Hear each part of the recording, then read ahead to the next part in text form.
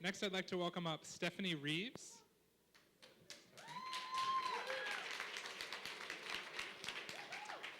How do I follow that up? The middle child. Exactly. She is a native Washingtonian, and she'd like to share that this is her second Ignite, but her first one here in DC, and we're really excited to have you. Stefanie Reeves. Thank you. So when my parents decided to start a family, they had this great idea of what they wanted. They wanted 3 kids, 2 boys and a girl, and the girl would be the oldest. So, yeah, weird. So when my sister was born, this was great. The plan was working. Soon after, my mother became pregnant with her second child, and her doctor told her that she was expecting a boy to be born in November.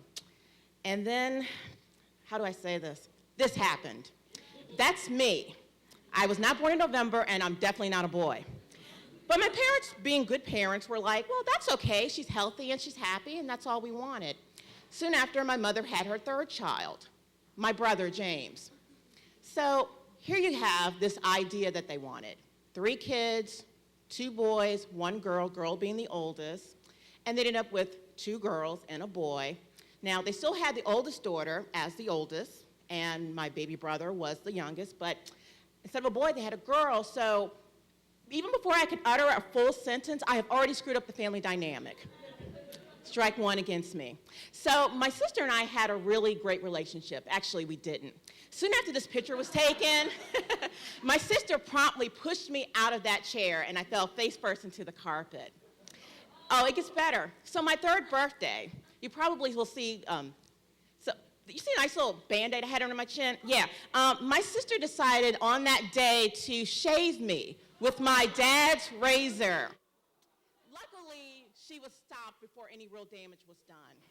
What further complicated matters was that my sister adored my brother. She loved him. She was like his little baby doll.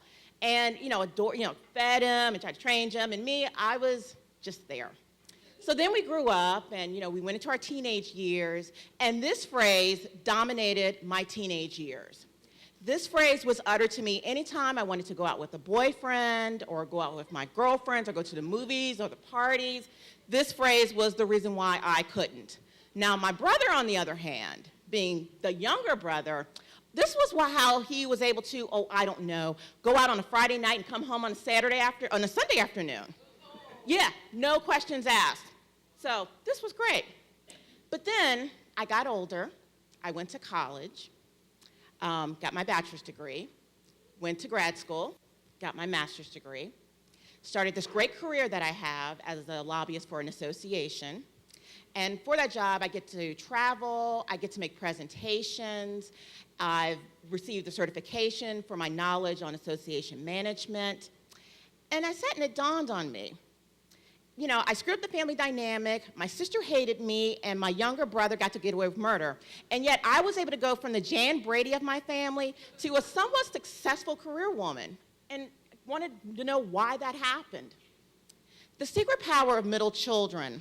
The authors looked at that issue, among others, and decided it was a really basic concept. Middle children in the workplace just really focus in on the positives and to minimize the negative stereotypes that we feature. One such is team building. Here's a great example of 2 middle children in a very unique team building exercise. Middle children are team-oriented. We're consensus builders. We like to bring people together. We're also very passionate about the work that we do. Some of us make a lot of money from that, but typically middle children will do what they love no matter what the price and what the salary is. Middle children are also risk takers, which is the only way I can explain why this middle child did that movie, because that movie was horrible. But middle children like to take chances. They roll with the punches. It's easy for them.